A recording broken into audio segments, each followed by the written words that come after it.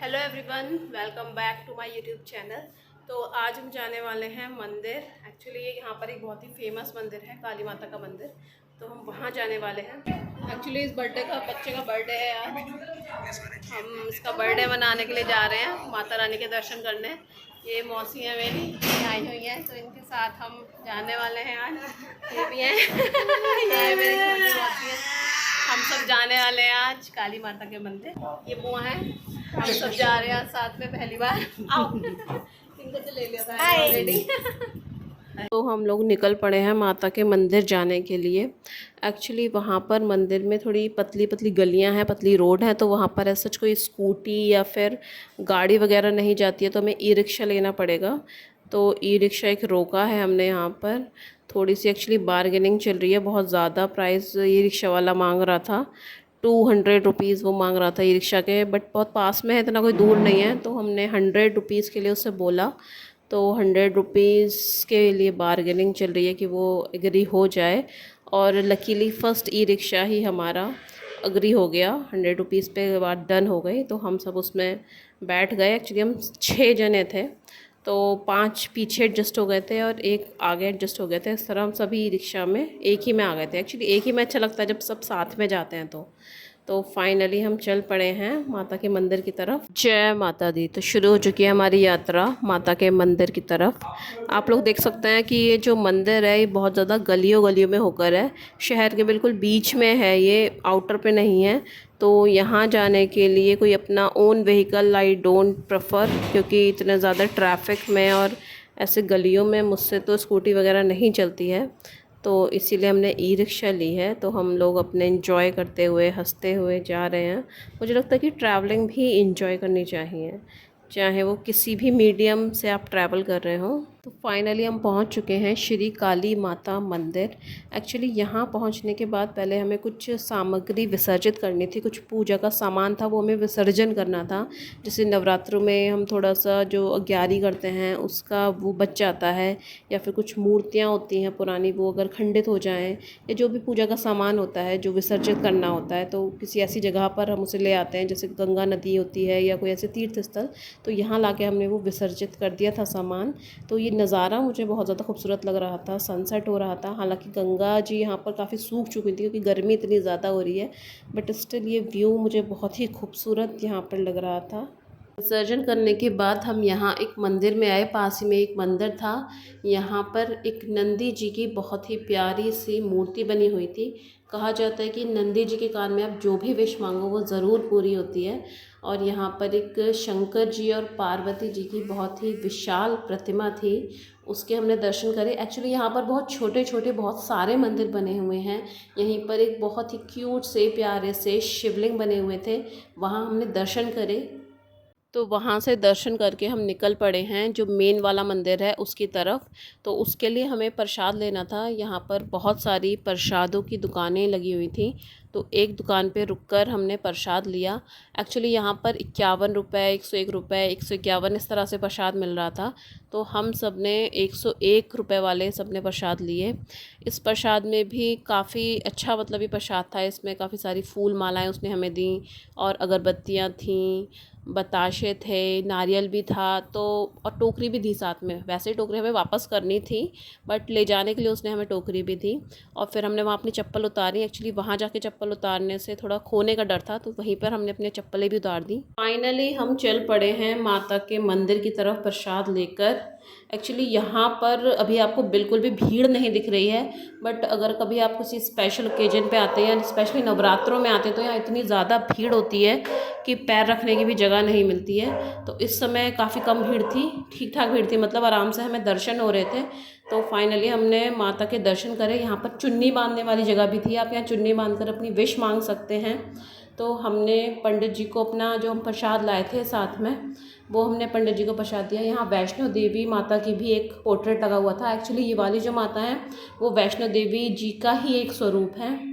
तो पंडित जी को हमने अपना प्रसाद दिया, उन्होंने जो भी फूल मालाएँ वगैरह थी वो माता रानी को अर्पित करी। और उसके बाद जो प्रसाद था उसमें से थोड़ा सा प्रसाद उन्होंने हमें घर के लिए दिया।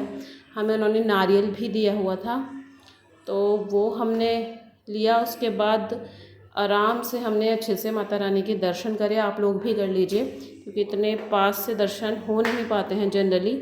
आज भीड़ कम थी, गर्मी भी इतनी ज़्यादा थी, तो हो सकता है इसलिए हमें आराम से इतना दर्शन मिल रहे थे। तो बहुत अच्छे से हमने माता रानी के दर्शन करे।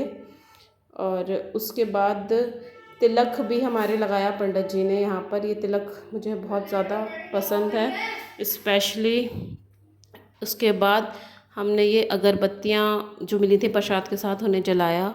या एक्चुअली एक बार में मेरी अगरबत्तियाँ जल नहीं रही थी, तो यहाँ पर ये लैंप टाइप का रखा हुआ था, इसमें तेल था, उसमें डुबोने के बाद मेरी अगरबत्तियाँ फाइनली जली। उसके बाद मैंने अगरबत्तियों से पूजा करी मंदिर में।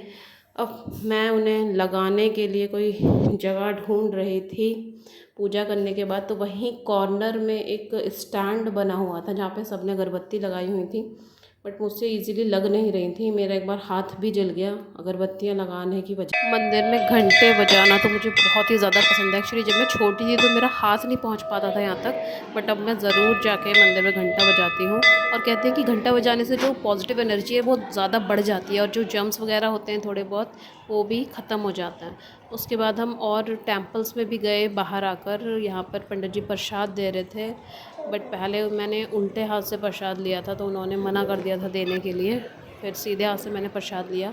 यहाँ कृष्ण जी की बहुत ही प्यारी सी मूर्ति थी, बहुत प्यारी सी कैप पहनाई हुई थी कृष्ण जी को, ये बहुत ही खूबसूरत मुझे लग रहे थे। फाइनली हम बाहर आ गए थे, मैं और दीपांशी, बट मौसी और बुआ भी अंदर ही थे, वो मंदिर में और देर लगा रहे थे। वो एक्चुअली भैरव बाबा के मंदिर चले गए थे। हम दोनों जल्दी से दर्शन करके बाहर आ गए थे, तो हम बाहर खड़े होकर उनका वेट कर रहे थे। धूप बहुत ज़्यादा हो रही थी बाहर, गर्मी बहुत थी, बट मंदिर का जो एनवायरनमेंट होता है वो इतना पॉजिटिव होता है कि वहाँ पे बैठे रहना, खड़े रहना काफ़ी देर तक अच्छा लगता है। फाइनली मौसी बाहर आई और वो कुछ भभूत लेकर आई थी हमारे लिए, वो हम सब ने ली और लगा ली। और वहीं पर मंदिर में भी प्यारा सा डॉगी भी मिला, पूँछ हिला रहा था बड़े प्यार से वो। काफ़ी देर तक हम उसे देखा, हमने उसे प्रसाद भी खिलाया और उसके बाद वो डॉगी काफ़ी देर तक हमारे साथ खेलता रहा। पूँछ इसकी इतने अच्छे से हिल रही थी और फिर थोड़ी देर तक ये हमारे पीछे पीछे भी आने लग गया था। ये प्यारा सा डॉगी, हमने उसे बोला वापस जाने को कि कभी ये रास्ता ना भूल जाए। उसके बाद फाइनली हम लोग बाहर आ गए मंदिर से, जहाँ से हमने प्रसाद लिया था, जहाँ पर अपनी चप्पलें उतारी थी, क्योंकि वहाँ भैया को हमें टोकरियाँ भी वापस करनी थी जो उन्होंने हमें दी थी आते टाइम जो हमने प्रसाद लिया था। तो वहाँ हमने टोकरियाँ उनकी दी और फाइनली अपनी हमने चप्पलें पहन ली। वहाँ से मंदिर से बाहर निकलते ही हमें ये जूस वाले भैया दिख गए थे वहीं मंदिर के ही प्रांगण में। एक्चुअली एक तो गर्मी इतनी ज़्यादा लग रही थी, फिर बहुत देर से हमने पानी भी नहीं पिया था, तो मन हो रहा था कि कुछ ठंडा ठंडा पीने के लिए मिल जाए। और गर्मियों में गन्ने का जूस तो बस अमृत जैसा लगता है, तो भैया को हमने बोला 4 या 5 जूसेस बनाने के लिए, बट यहाँ पैसों के लिए आपस में लड़ रहे थे। सब कौन कह, मौसी कह रही थी मैं दूँगी पैसे, बुआ कह रही थी मैं दूँगी, तो जो भी बड़ा था वो बोल रहा था मैं दूँगा। तो इस तरह से डिसाइड हुआ फाइनली, किसने पैसे दिए मुझे नहीं पता, बट फ़िलहाल जूस में इंटरेस्ट था मेरा। तो भैया ने 4 गिलास जूस बनाया और हमें हैंड ओवर करा, तो बिल्कुल ऐसा लगा कि जान में जान सी आ गई है जूस पीकर। बट ये जो भैया ने बनाया था ये सच में जूस बहुत ज़्यादा टेस्टी था। इसमें इन्होंने पुदीना, नींबू, काला नमक सब कुछ डाला हुआ था। इसे पीकर बहुत ही सुकून सा मिल रहा था। जैसे आजकल मैंने सुना है कि घर पे ही आप गन्ने का जूस बना सकते हो, कि गुड़ को उसमें अदरक, नींबू और पुदीना डाल के पीस लो मिक्सर में, फिर उसे पानी में छान लो तो गन्ने का जूस जैसा लगता है। तो मैंने कभी ट्राई नहीं करा, आप लोगों ने ट्राई करा हो तो मुझे कमेंट में ज़रूर बताइएगा। एक बार जूस पी के हमारा मन नहीं भरा था, तो हमने दूसरा गिलास फिर से जूस का ले लिया और दूसरा गिलास भी हम फटाक से पी गए, क्योंकि एक तो गिलास भी छोटे थे, फिर गर्मी इतनी ज़्यादा लग रही थी कि जूस तो बहुत ही ज़्यादा टेस्टी हमें लग रहा था। तो और हमने कुछ नहीं खाया था वहाँ पर, क्योंकि गर्मियों में खाने का कुछ नहीं मन करता है।